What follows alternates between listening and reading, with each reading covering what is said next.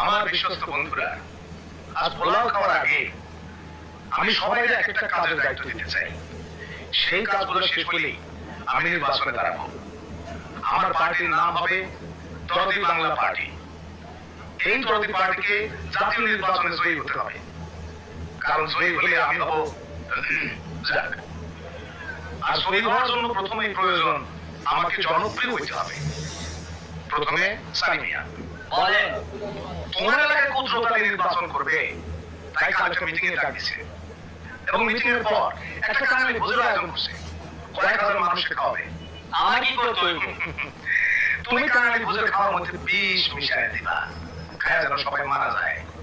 আর মারা গেলে ক্ষুদ্রতালি নির্বাচন করা শেষ, তখন সে বসে পড়বে আর তুমি দাঁড়ায় যাবা।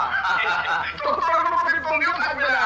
মাগার বিষ মিশাও কেনতে? কাম বাখত